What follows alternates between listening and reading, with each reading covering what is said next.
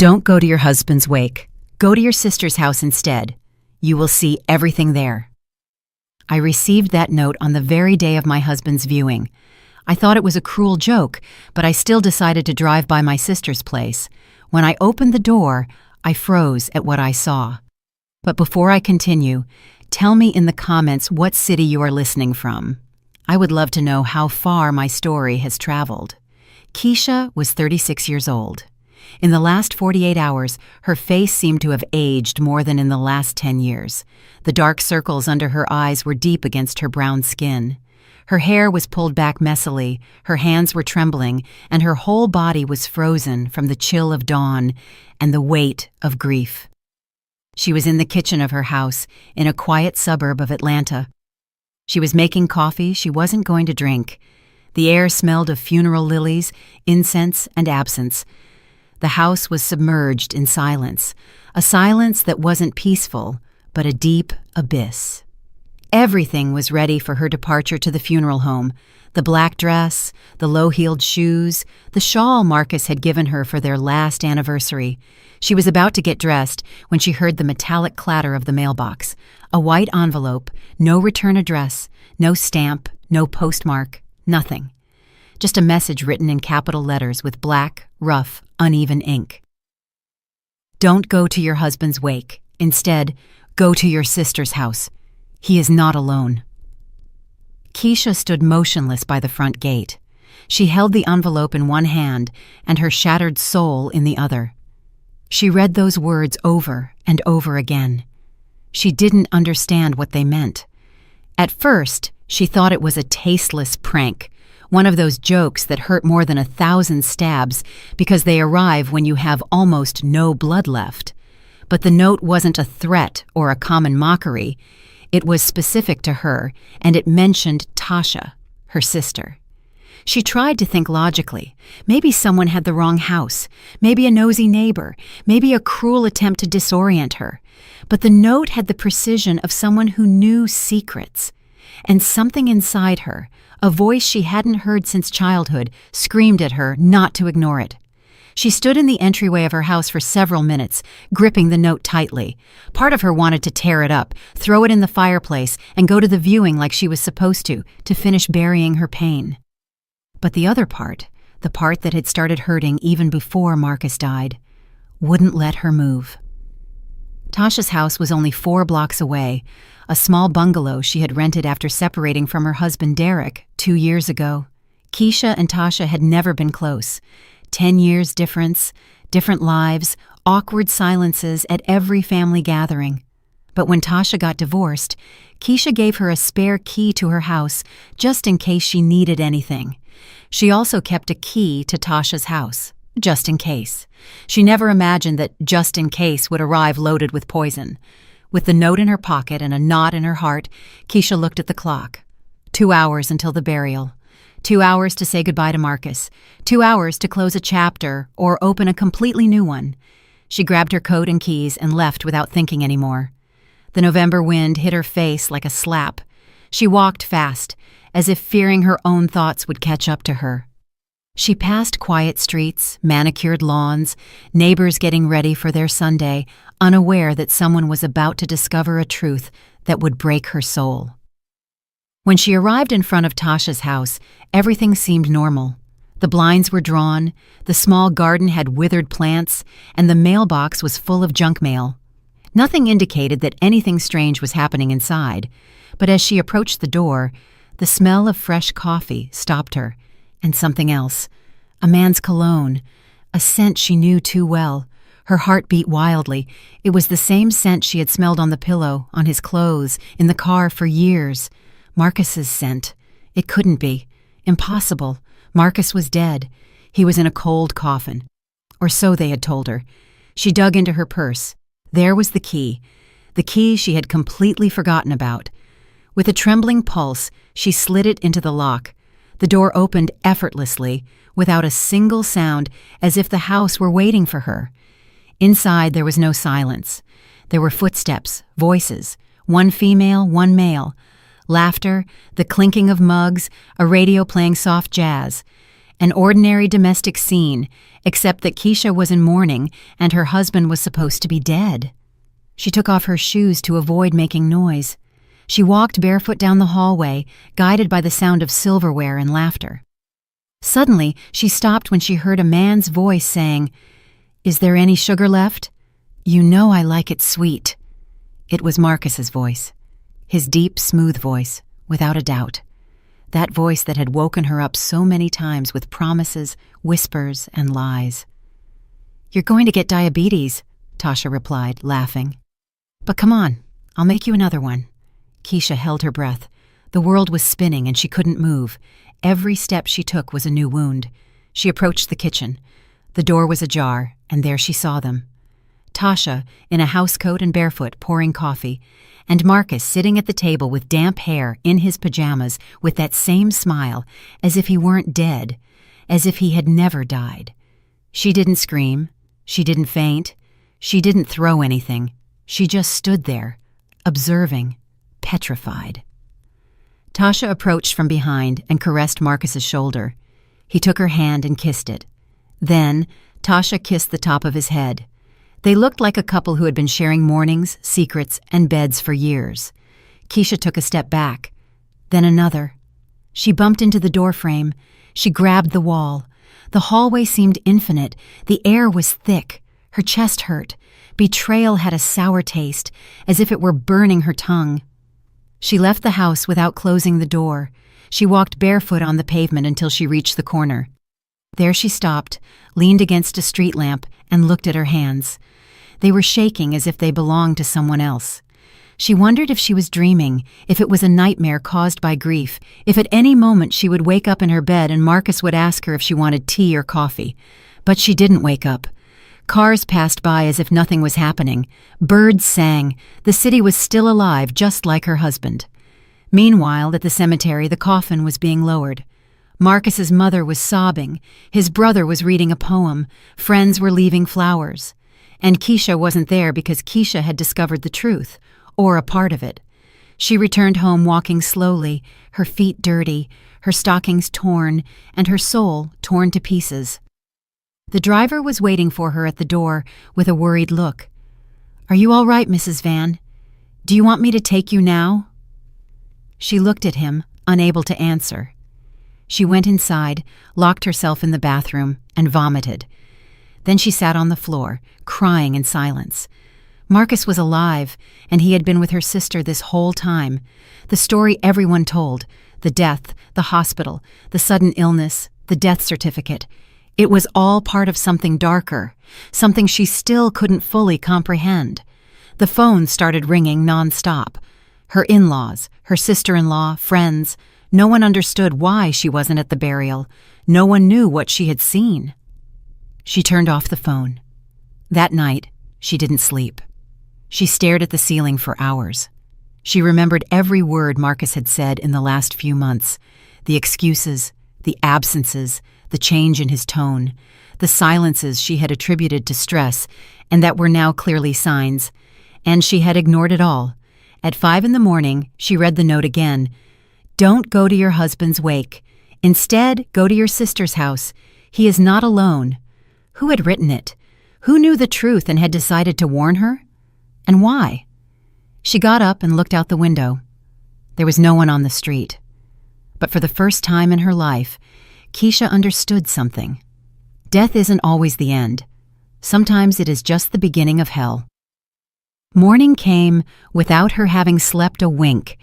The image of Marcus alive, drinking coffee in Tasha's kitchen, was branded into her mind like a photograph she couldn't stop seeing, even when she closed her eyes. There wasn't a single tear left in her chest. She was dry, empty, but alive. And the idea of being alive after they had buried her while she was still breathing, buried her under a betrayal, made her get up off the floor. She turned on the hot water tap without thinking, almost without feeling her body. With every step through her house, she found memories. A mug with their initials intertwined, an old note on the fridge, the jacket he had left on the sofa before his death. The air still smelled of him, the smell of a man who had laughed at everything. The phone vibrated on the dining table. 43 missed calls, all with recurring names: mother-in-law, sister-in-law, cousins, friends. The messages said the same thing. "Where are you, Keisha? Are you okay? You didn't come to the funeral. Everyone is waiting for you at the cemetery." She picked up the phone, took a deep breath, and recorded a voice message with a fragile tone, as if she were still in shock. She sent it to Marcus's family group chat. "I'm so sorry. I fainted this morning. I'm back home now. I'm okay, or I think I am. Thank you for worrying." She turned off the phone. She showered with cold water. She dressed without haste, wearing nothing black. She put on a blue dress, the one Marcus hated because he said it made her look too serious, exactly how he didn't want to see her. Before leaving, she looked at herself in the hallway mirror. The woman who had mourned her widowhood for 3 days was no longer there. Now, standing in front of her was someone else, someone who was beginning to understand that love doesn't die, but lies can kill. She left the house without a fixed destination. She walked several blocks as if her feet knew where to go even if she didn't, and found herself in front of the cemetery gates. She stopped. She wasn't ready. How can you be ready? Inside, a headstone with her husband's name awaited her. A headstone without a body, without a soul, without truth. She entered. The gravel path took her directly to the new section. There, amidst fresh flowers, wreaths still damp with dew, and a temporary marker, was Marcus's supposed grave. She stood there, unable to get close. She felt that if she took one more step, she would be accepting a lie. But if she walked away, she would lose the only physical proof of the deception. She walked toward the marker and looked closely. The engraving was done hastily. Marcus's full name, Marcus Emmanuel Dunn. The dates, 1979 to 2023. That year, that month, that lie. A soft breeze stirred her hair. She felt cold despite the warm sun. She knelt in front of the grave. She didn't cry. She only thought, who did they bury here? Because if Marcus was alive, it meant there was another person underneath. A stranger. A stolen corpse. She looked around. The cemetery was almost empty. In the distance, a groundskeeper was cleaning another grave. Further away, an older woman was placing flowers on a headstone. Keisha decided to approach.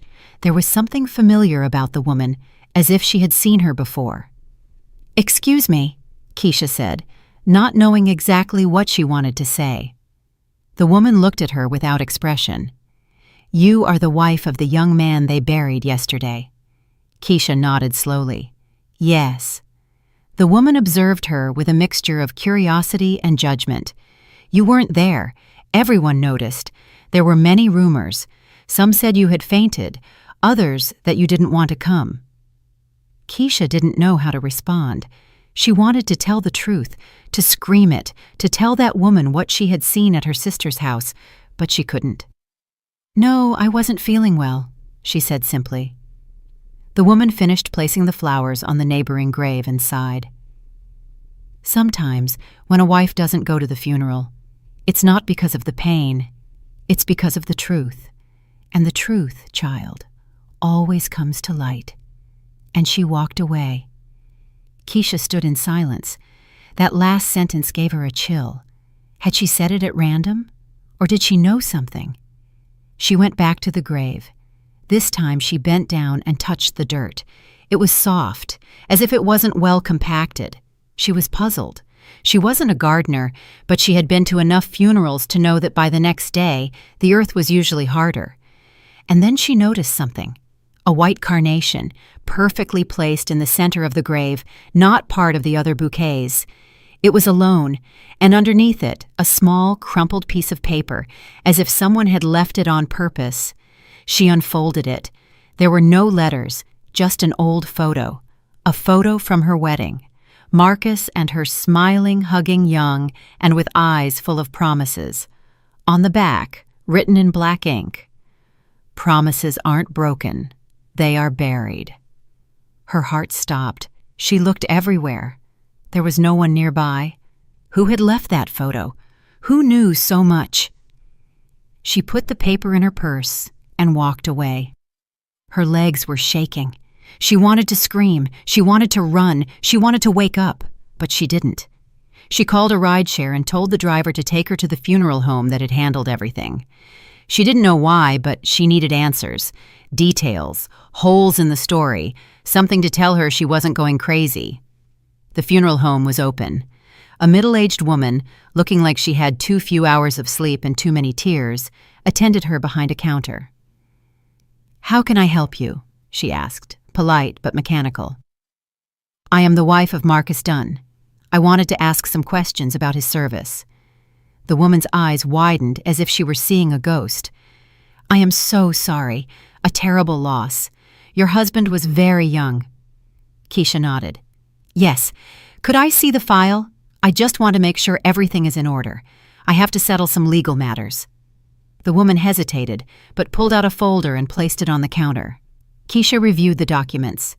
The death certificate, the hospital corpse number, the transfer, the authorization for cremation. Cremation.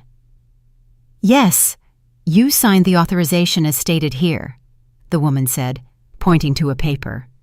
Keisha froze. She had never signed anything. She had never authorized it. In fact, she remembered asking for an open casket, but at the hospital, they told her it wasn't possible due to the condition of the body. She looked at the signature. It was her name, but not her handwriting. "Can I take a copy of this?" "Sure. Is there a problem?" No, it's for the lawyer. Thank you." She left with her heart about to explode. In that moment, she knew. Everything had been planned. Marcus hadn't just faked his death. He had forged documents. He had built a perfect story. And someone in that funeral home, in that hospital, or both, had helped him. That night, Keisha didn't go back home. She checked into a small hotel on the outskirts of the city. She needed to think in peace, without fear of a knock on the door, without seeing Marcus's shadow in every corner. She sat at the desk and grabbed a notebook. She started writing. Who signed the cremation permit? Whose body was in the casket? Who left the note on the day of the wake? Who left the photo on the grave? What does Tasha know? She kept writing, question after question. Each one was a loose thread, and she, although broken, was going to start pulling on all of them. Before sleeping, she remembered things she had ignored for months. The late-night calls, leaving without explanation, the weekends he claimed to have meetings, the change of password on his phone, the evasive looks when they talked about the future, the excuse that it was never the right time to have children. Everything was there. It had always been there. But love, damn love, had blinded her. She turned off the light, and for the first time, she didn't cry. Marcus hadn't just faked a death. He had killed the love Keisha had given him. Now only empty ashes remained. And Keisha didn't plan on staying in mourning. She planned to unearth the truth, even if she had to do it alone, even if it was the last thing that destroyed her. Keisha returned to her house just as dark clouds began to cover the sky, threatening rain. She carried the copies of the funeral home documents. She had read them at least 5 times in the taxi, but she still couldn't assimilate their implications. Not only had they forged her signature, but they had incinerated a body that most likely wasn't Marcus's. Who was in that box? Who had helped make that farce look like a tragedy? She entered, locked the door, and didn't turn on any lights. She walked through the dark house, feeling the walls, caressing the furniture, as if looking for an explanation in them. She crossed the hallway and stopped in front of the door to Marcus's home office. She hesitated a few seconds before opening it. He had always been jealous of that space, his corner, his world. He never allowed Keisha to clean in there. He said he would do it, although sometimes weeks went by without him moving anything. Every time she got close, Marcus raised his voice with that soft but firm tone he used when he wanted to set a boundary. That insistence now seemed more than suspicious. The door creaked as it opened. The office smelled of old paper, ink, and something else. Something stale, like moisture trapped between secrets. Keisha turned on the desk lamp. Everything remained the same.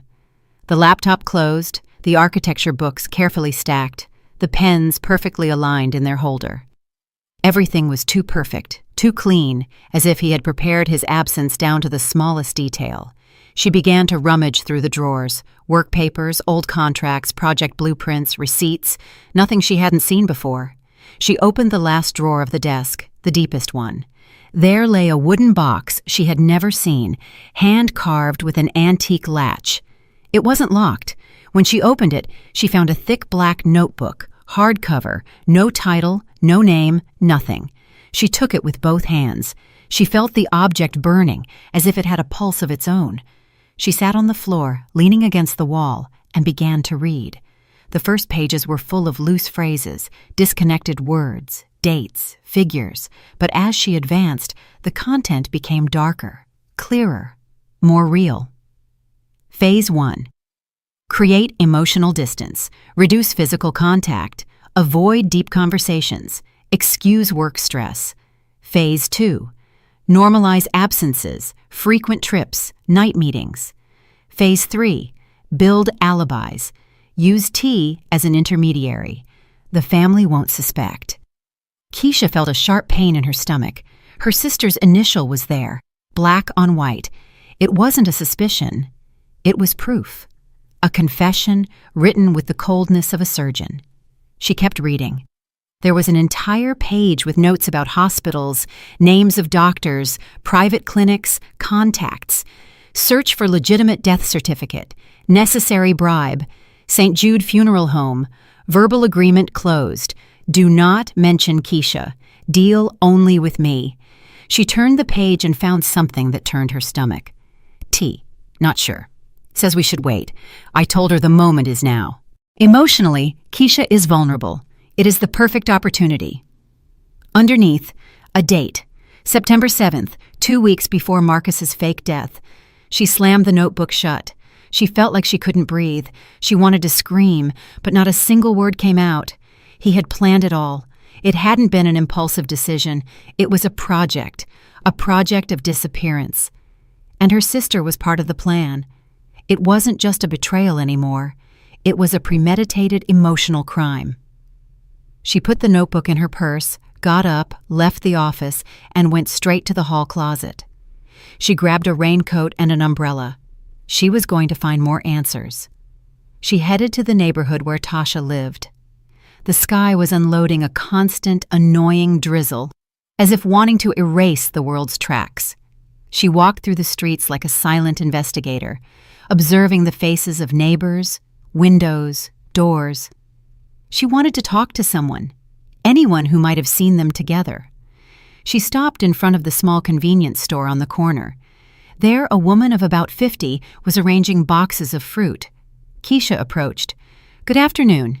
Excuse me, do you know Tasha, the one who lives in the White House on the corner?" The woman looked her up and down. "Sure, you're her sister." Keisha nodded. "Yes. How long have you known her?" "Since she moved in, after her divorce, about 2 years ago." "And have you noticed if anyone visited her frequently?" The woman wiped her hands on her apron and lowered her voice. "Look, I don't like gossip, but since you ask, that tall man, dark hair, a bit of a beard, he came every night. Sometimes I left late and he was still there, and sometimes he was already there in the morning. You could tell he lived there. She never introduced him to me, but you didn't need to guess. They were a couple. You could see it from a mile away." Keisha felt a lump in her throat. "How long have you been seeing him around here?" "Oof, honey, for months, maybe 6 or more." "And are you sure it was always the same man?" The woman frowned. "How could I not be? The cologne he wore, I don't forget it. The same one my husband used before he left me. Those smells stick with you."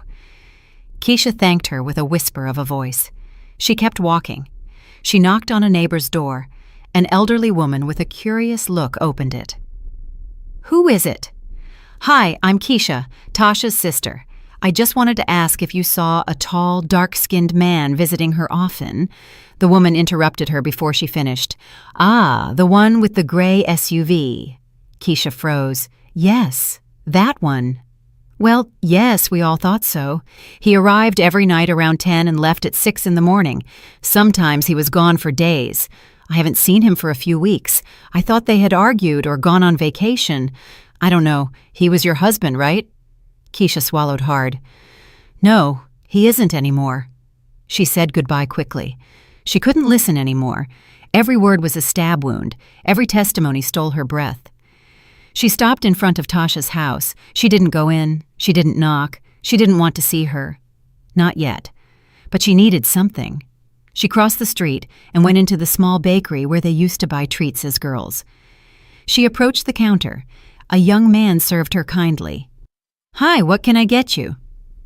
How long have you been working here? About 2 years. Do you remember a woman named Tasha? She lives right across the street.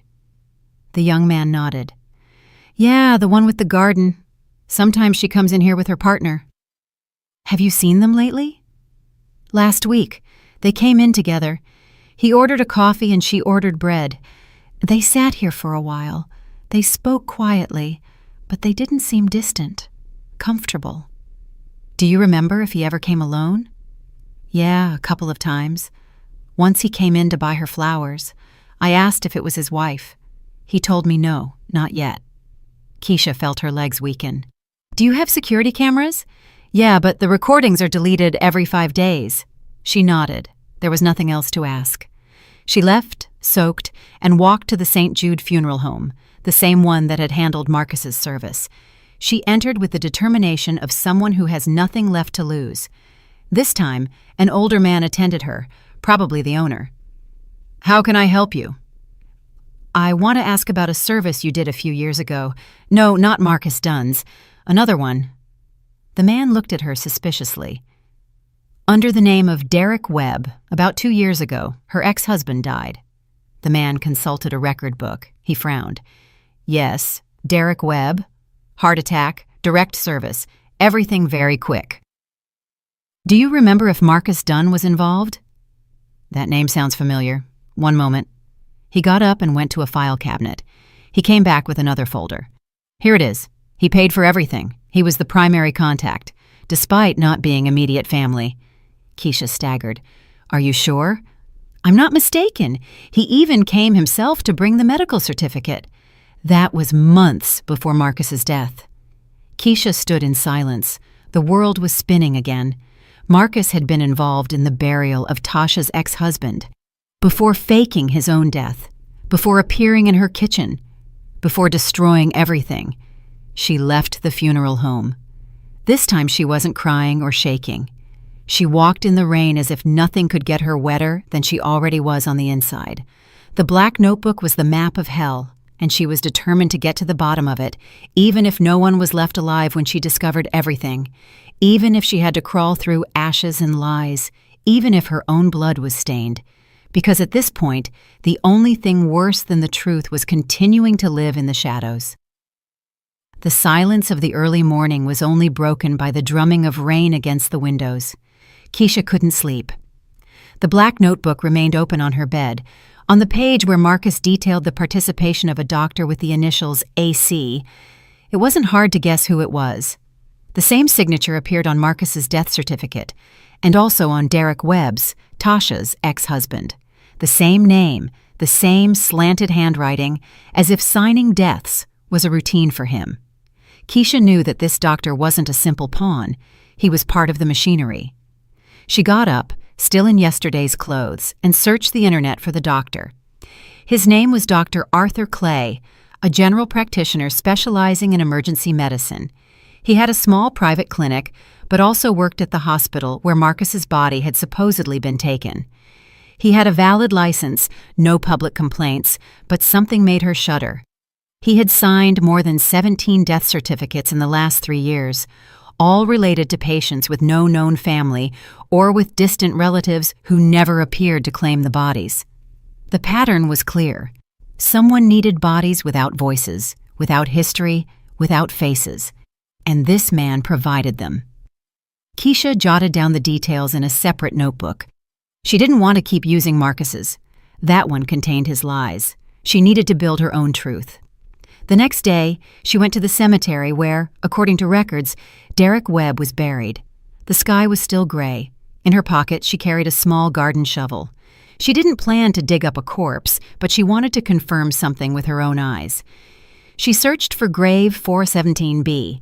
It didn't have marble or a metal cross, just a simple cement plaque with his name, dates, and the phrase, "Rest in peace." The place was isolated, near the cemetery wall. No one else visited that section, not even passing through. Keisha observed the earth. It wasn't compacted. In fact, there were signs of it having been recently disturbed. The grass, which normally grows over time, barely peeked over the edges, as if the burial had been a few days ago. She crouched down and sank the shovel into the ground. It slid in easily. There was no lime seal, no cement, no gravel, nothing used in permanent graves. She knew it then. That coffin was empty. Or if it contained anything, it wasn't Derek.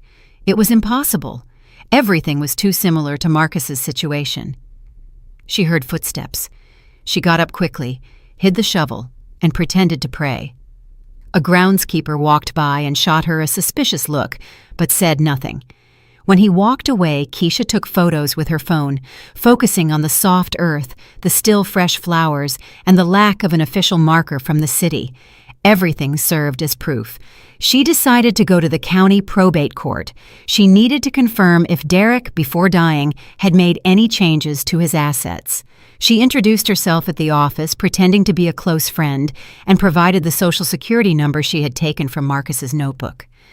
After nearly 2 hours of waiting, they handed her a simple copy of the last will and testament registered by Derek Webb, dated a month before his death. She read it carefully. There was what she feared. Derek left everything to Tasha: a house on the coast, a savings account, and a life insurance policy. Before that date, his only heir was a nephew living overseas. The change was too sudden, too convenient. Keisha stopped at a clause. The will was witnessed by an estate attorney named Lawrence Pike. She looked him up online. Surprise. He was the same one who had validated a special power of attorney that Marcus had granted to a person with a vague name, RGH. Who was it? A straw man? A fake identity? The pattern could no longer be ignored. Doctors, lawyers, funeral homes, a network, a structure that allowed faking deaths, hiding bodies, erasing tracks, and in the center of it all, Marcus and Tasha. That night, Keisha couldn't stay at home. She felt the walls watching her. She went out to walk aimlessly until she ended up in a small bar downtown, one of those places where no one asks questions. She ordered a coffee and sat at a table in the back. She took out her notes and began connecting the lines. She used a red pen: Marcus, Derek, Tasha, and in the center, the word money. "Always so serious, huh?" said a voice that made her look up. An older man with gray hair and small eyes stood in front of her table. He wore a gray jacket and a hard expression. He didn't look like a customer. He didn't fit in the place. "We know each other, don't we? Or we should. I'm Jerome Webb, Derek's brother." Keisha swallowed hard. There was no record of a brother. She thought he had no close relatives. That's what they said at the funeral. "But no one asked me." Jerome looked at her intently. He sat down without being invited. "I know who you are, Keisha. I know about Marcus, about Tasha, and I know you're not crazy. I have questions, too. Many. Why show up now?" Jacinto took out a folder: photos, documents, copies of messages. "Because I've been investigating my brother's death for 2 years. I never believed it was a heart attack. He was an athlete, he was healthy, and because when I saw the photos of your husband, I recognized his face. He was the one who introduced himself as my brother's lawyer. I saw him, I confronted him. He said he was his financial manager. Then he disappeared. A few days later, Derek died." Keisha felt her heart drop. "Why didn't you go to the police?" "I tried, but I had no proof, just a hunch. Until now." He slid a photo toward her. A photo taken from afar, blurry but clear enough. Marcus entering Tasha's house.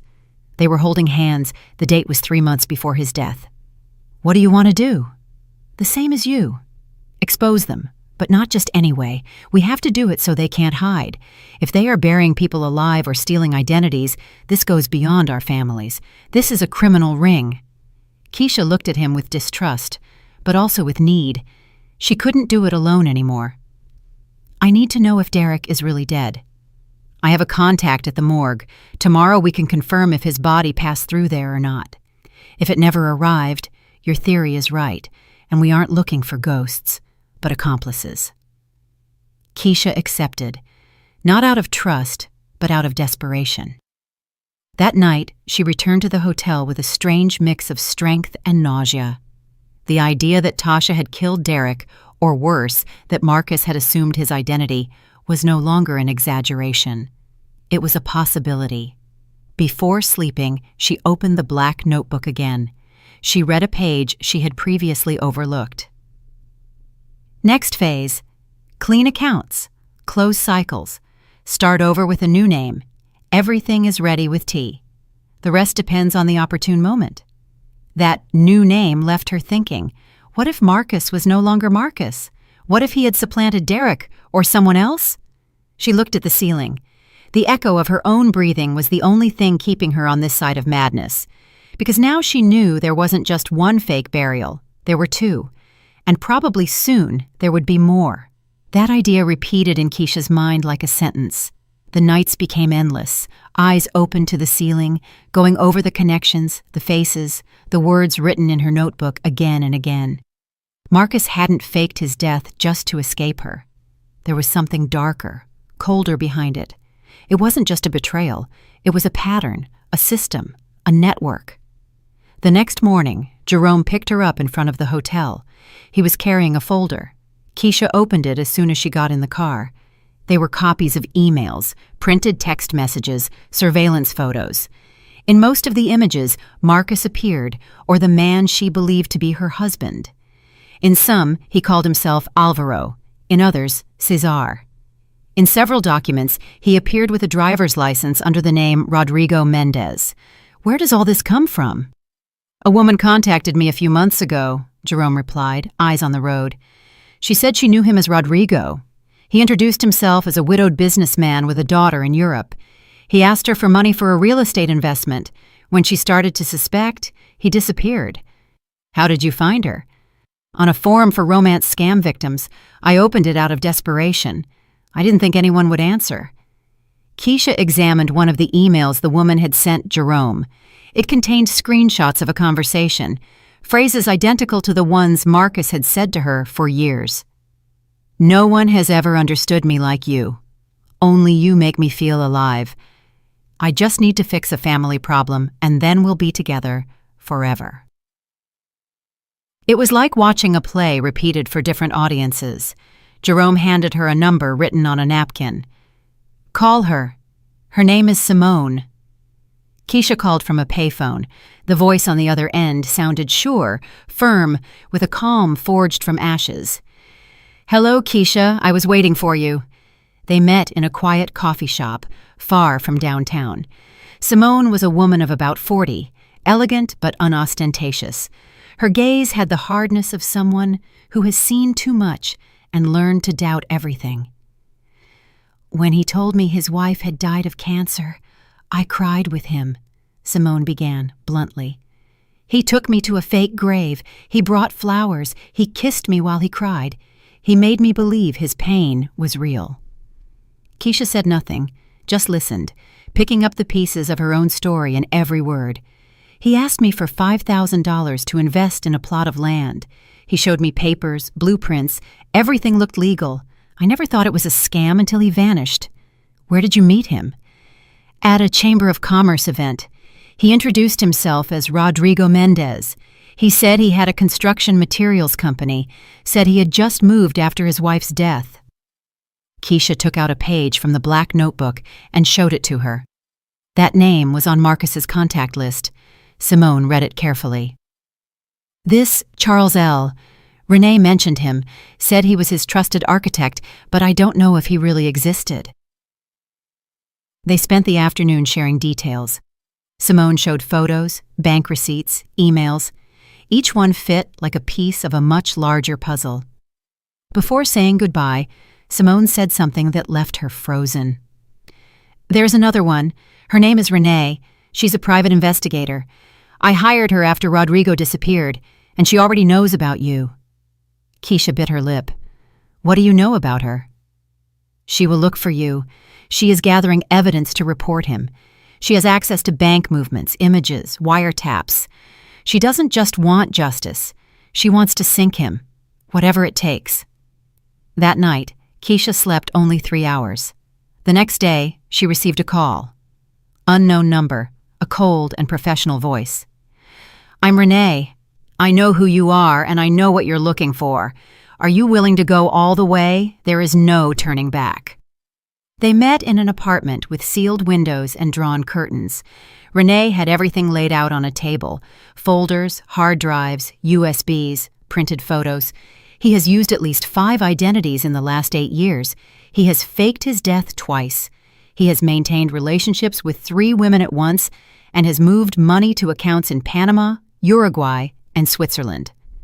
Keisha couldn't believe it. Do you have proof? I have everything necessary to destroy him. I'm just missing one thing, your testimony. Keisha handed her the black notebook. Renee examined it with analytical precision. This is gold. It contains dates, names, routes. It is a criminal's logbook. They spent hours organizing the information. For the first time, Keisha felt useful. She wasn't just the betrayed wife anymore. She was part of something bigger.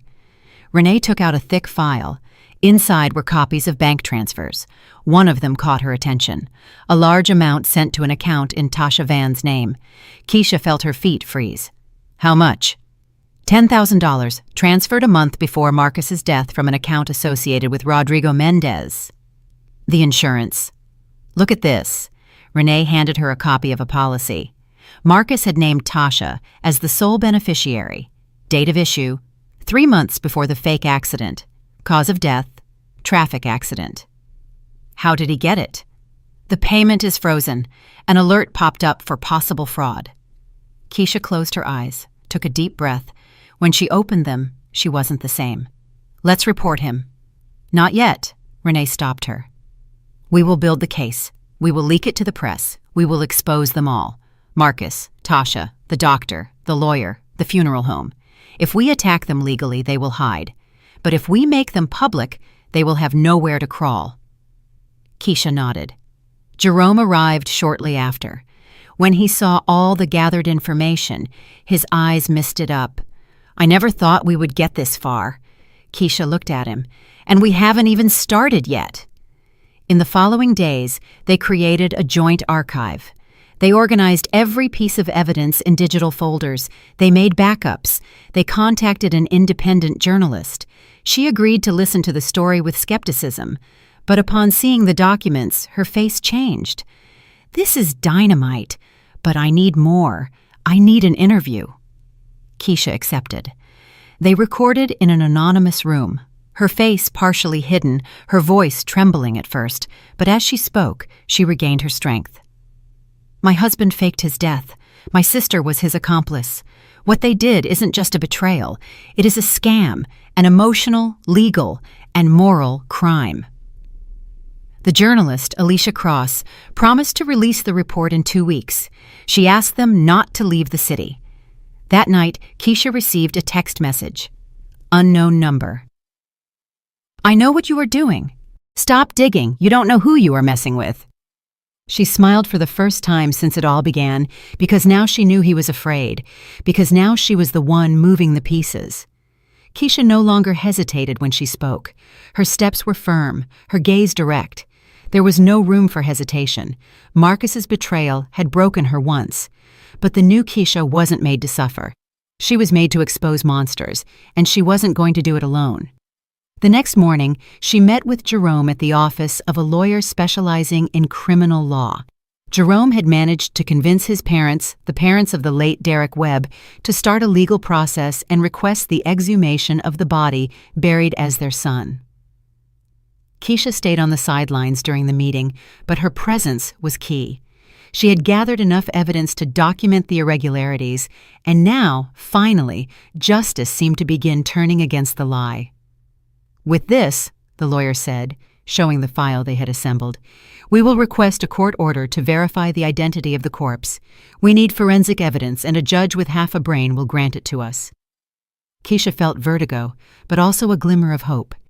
If they managed to open that grave and confirm that Derek wasn't inside, they would have a bomb in their hands. The story would change not only for her, but for all the people Marcus and his web of shadows had touched. That night, in her apartment, Keisha poured herself a glass of wine. She was reviewing the documents for the umpteenth time when her phone rang. Restricted number. She answered with caution. "Hello?" A raspy male voice. Low. "There are truths that kill, Keisha. Let the graves stay closed." And he hung up. Keisha left the phone on the table, trembling. She ran to close the windows and check the deadbolts. The threat was real. It wasn't paranoia, it was a warning. She called Renee, who answered instantly. "I just received a threatening call." "Don't answer any more restricted numbers and come to my house. It's safer. I have cameras, an alarm, and private security. Don't risk it." Keisha packed a bag with the essentials and left. The wind outside whistled, as if it also knew something dark was approaching. She walked quickly to a main avenue and hailed a cab. During the ride, she thought about the ease with which Marcus had created identities, moved money, lied.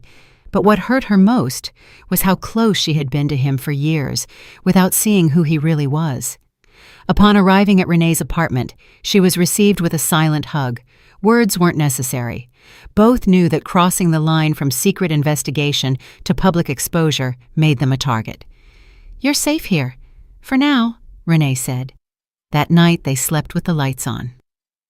The next morning, Keisha was reviewing the documents again when she saw something she had overlooked, an almost insignificant receipt in the name of the doctor who had signed Derek and Marcus's death certificates, Dr. Arthur Clay. Next to his signature, a small logo of a clinic she didn't know. She looked up the clinic online. Checking its contact page, she discovered something disturbing. Among the members of the board of directors was the name of the attorney, Lawrence Pike, the same one who had handled Marcus's will. Keisha took a deep breath. She needed to confirm. She kept digging. She found an old article from a university magazine. A black and white photo showed 3 young men awarded for a medical legal project. Arthur Clay, Lawrence Pike, and a third whose face was none other than Marcus's, under the name Stephen Gray. Another alias, another disguise. They were college classmates, Keisha told Renee. This network was built a long time ago. It's not a coincidence, it's a system. Renee looked at her seriously. And you are in the center. That afternoon, while they were coming back from getting groceries, Keisha noticed something strange. A dark van parked in front of the building. It wasn't from the area. It had no front license plate. As she passed in front of it, she felt someone watching her. She didn't want to look directly, but fear settled back into her chest like a sleeping animal waking up with rage. That night, they reviewed the security cameras. At 3 a.m, someone had tried to force the building entrance. They hadn't succeeded. The alarm had sounded, and they had fled. But it wasn't a common thief. He wore gloves, a ski mask, and hadn't taken anything. Renee reported the incident. Keisha felt the noose tightening. They were close to something they couldn't allow to come to light, and she wasn't going to back down. The next morning, a white envelope with no return address appeared in Renee's mailbox. Keisha opened it with gloves, as Renee had taught her. Inside, a paper with a single sentence. Marcus is not the only one. There are more like him. Renee looked at her without surprise. I told you, this goes beyond a relationship. We are uncovering a pattern. Men who live off lies, men who disappear.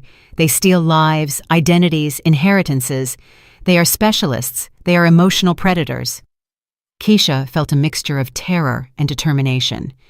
It was like an invisible jungle, and she, unknowingly, had entered armed only with love. The hearing for the exhumation was set quickly thanks to the lawyer and the media pressure that Alicia Cross's upcoming report was starting to generate. Derek's parents attended with sad faces, but with unbreakable dignity. The judge listened to the arguments, reviewed the evidence, and finally signed the order. The grave will be opened in 5 days under forensic supervision and with all parties present, he declared. Keisha left the courthouse with her heart beating as if it wouldn't fit in her chest. She had waited so long for this moment that now she feared what she was going to discover. Jerome caught up to her outside. "If Derek isn't in there, everything changes." Keisha nodded. "And if he is, too." Days later, at the cemetery, the earth was removed before the judge, the family, the appointed medical examiner, and several court officials. The coffin was extracted. Keisha felt like she was running out of air. The judge ordered it opened. Inside was a body, or what remained of it. But the examiner, upon examining the remains, gave the first revelation. The dental records do not match. "What does that mean?" Keisha asked. "That this body is not Derek Webb. It belongs to another person." The judge ordered an immediate investigation. The scandal didn't take long to explode in the media. Wrong body exhumed, funeral home under suspicion, series of mortuary scams. Those were just some of the headlines Keisha saw from a distance. She didn't celebrate. She knew this was just the beginning. That night, in front of the mirror, she said to herself in a low voice, "I'm going to find you, Marcus, even if it costs me my life, even if I have to go down to hell with you." Because the truth wasn't just under the ground. It was in the silences, in the fake names, in the crossed signatures, in the empty graves, and in every lie that was now starting to rot under the light. The media smelled blood like sharks in the ocean. The scandal was unstoppable. The exhumation of the wrong body uncovered a web of corruption, identity theft, and fraud involving inheritances, life insurance, and wills. Keisha, contrary to everything she had believed, became the face of a truth more painful than 1,000 funerals, a truth that cried out for justice. To the journalist Alicia Cross, the only one who had believed in her from the beginning, Keisha gave everything: the notebooks, the documents, the recordings, the photos, the anonymous notes, the testimonies of other women. And Alicia, with a mixture of professionalism and personal rage, she had lost a relative due to negligence by that same doctor, prepared a report that would shake the country. The program aired in prime time. Keisha sat on the sofa with Renee, while the other victims were connected via video call, lights off, heart beating about to explode. "Good evening," Alicia began. "What you are going to see tonight is not fiction. It is a true story. It is the story of how a woman was declared a widow while her husband was having breakfast with her sister in a house a few blocks from the cemetery. The screen showed the documents, the doctors' names, the connection between the funeral homes, the testimonies of other women, the money movements, the life insurance policy in Tasha's favor, the certificates with manipulated dates, the errors in the dental records of the exhumed body. It was impossible to watch and not feel rage, impossible not to take a side. Minutes after the program, Keisha's name was trending. The invisible widow had won the hearts of the viewers, but she didn't seek fame. She sought justice. The district attorney's office didn't take long to issue a statement. A formal investigation was opened.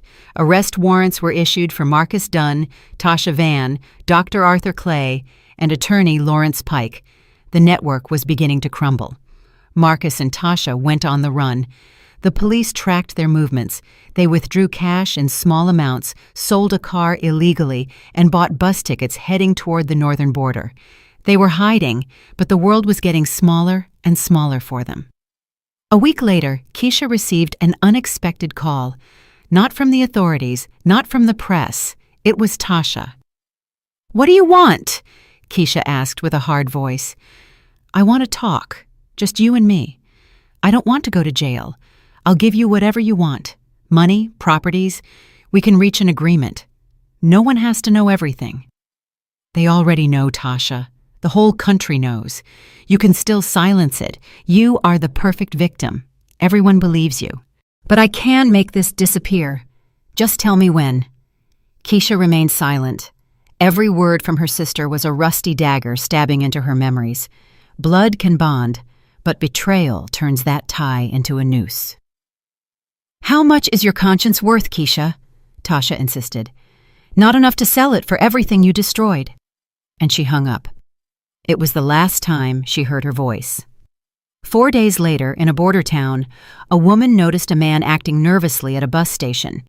He was pretending to be a tourist, but his accent didn't fit. She alerted a police officer. They detained him. He was carrying fake ID, illegal passports, cash, and an envelope with photos. It was Marcus. When asked his name, he didn't answer. He just said he had won. The DA's office informed Keisha. They allowed the victims to attend the arraignment. She went, saw him enter, handcuffed. He had aged. He was gaunt. He was no longer the charming man who had conquered her. He was a broken mask, fallen, exposed. Marcus looked at her. Keisha didn't look down. She didn't cry. She didn't shake. She didn't speak. She just observed him with a silence more scorching than any scream. They caught Tasha 2 days later in a nearby motel. She tried to harm herself, but she didn't die. They saved her and transferred her to a detention center. During the transfer, she shouted incoherencies. She said Marcus had manipulated her, that she knew nothing, that she only signed papers, that she had always envied her sister, that everything was a setup. But no one believed her. The trial would last months. The sentences were uncertain, but Keisha didn't wait for the conviction to do what her soul felt. She returned to the cemetery. She walked among the graves until she reached the place that once bore Marcus's name. The marker was clean, without engravings, the earth disturbed, and no one had bothered to fix it. Keisha crouched down, touched the dirt, and closed her eyes. Here died the woman I was. Now I am born again. She no longer needed ceremonies. She no longer needed revenge. She had obtained all the answers. She had risked her life, her mental health, her sanity, her faith in love, in family, in the truth. And despite everything, she was still alive, more alive than ever. That night, she wrote a letter. She published it on her social media, in the same place where hundreds of people had written to her for weeks, giving her support, sharing their own stories, confessing that they too had been betrayed by family members, by lovers, by corrupt systems. The letter said, "For years I was a loyal wife, a loving sister, a woman who trusted until they buried me alive. They called me a widow while my husband slept in another bed. They called me crazy while I spoke the truth. But I have learned that the truth does not need defense when it is backed by proof. I have learned that blood doesn't always bond. Sometimes it also poisons. I have learned that not all wounds are visible, and that there are griefs that don't end with flowers. There are griefs that end with justice. This story is not just mine. It belongs to all the people who have been silenced by love, by fear, or by shame. Today I tell you, speak up, fight. Do not be silent anymore. Because if the lie is a shadow, the truth is a fire. And it burns and it cleans and it hurts, but it also frees." The comments rained down, thousands. Thank you for your strength. Thank you for speaking for those of us who couldn't. Thank you for surviving. Keisha didn't seek fame or recognition. She just wanted to be free. And finally, she was. She didn't remarry, nor did she trust again immediately, but she began to build something different. A life where she didn't have to explain her scars, where she could plant love in other grounds. Far from the mud she once thought was a garden, she founded an association to support victims of emotional and financial scams. She shared her story at universities, conferences, social media, not as a heroine but as a living testimony that one can fall and get back up. And if anyone asked her if it had all been worth it, she answered that it wasn't worth losing so much, but it had been worth not losing the most important thing, her truth. Because in the end, the only thing that remains when everything burns are the things the fire cannot touch, the soul, dignity, and the courage to start again. If you liked this story, I invite you to leave in the comments what you felt listening to it. And if you have gone through a similar situation of deception, I would like you to share your valuable opinion. Many people are going through similar situations. We hope your voice gives them life. Share this story and be part of the change. Remember to tell me from what city you are watching this video. I would be very honored if you leave a like, share the video with a friend or family member, and subscribe to the channel. Don't miss the next incredible story appearing on your screen right now.